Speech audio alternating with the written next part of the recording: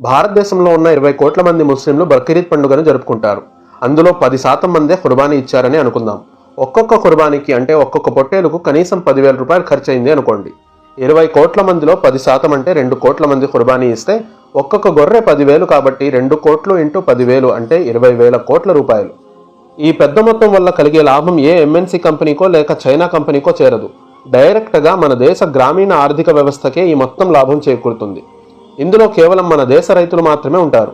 ఒక రైతు సంవత్సరానికి 10 గొర్రెల్ని మేపాడు అనుకుందాం. 10/2 కోట్లు అంటే ప్రత్యక్షంగా 20 లక్షల కుటుంబాలకు ఆర్థిక చేయూత అందుతోందన్నమాట. అంతేకాదు, ప్రతి గొర్రె యొక్క మాంసం కనీసం 20 మంది పేదలకు పంచబడుతుంది. 20 × 2 కోట్లు అంటే 40 కోట్ల మందికి ఈ మాంసం చేర్చబడుతోంది. ఇది పంచేటప్పుడు వారి మతం, వర్గం అనే వ్యత్యాసం చూడబడదు కనుక కులమతాలకు అతీతంగా బక్రీద్ రోజున 40 కోట్ల మందికి పరిశుభ్రమైన తాజా మాంసాహారం అందుతోంది. దీన్ని బట్టి చూస్తే బక్రీద్ సందర్భంగా 20,000 కోట్ల వ్యాపార లావాదేవీలు జరగడంతో పాటు 40 కోట్ల మందికి ఆహారం అందుతుంది. అంతేకాదు 20 లక్షల కుటుంబాలకు ఆర్థిక చేయూత కూడా అందుతోంది. ఈ లెక్కలు అతి తక్కువ నుంచి అతి తక్కువ మాత్రమే. అదేవిధంగా ప్రపంచవ్యాప్తంగా చూస్తే ఈ గణాంకాలు ఎన్నో రెట్లు ఎక్కువగా ఉంటాయి. సో బక్రీద్ అనేది ఓ ధార్మిక విధి మాత్రమే కాదు, అనేక కుటుంబాల ఆకలివాదులు, ఆర్థిక అవసరాలు తీర్చే పండుగ కూడా.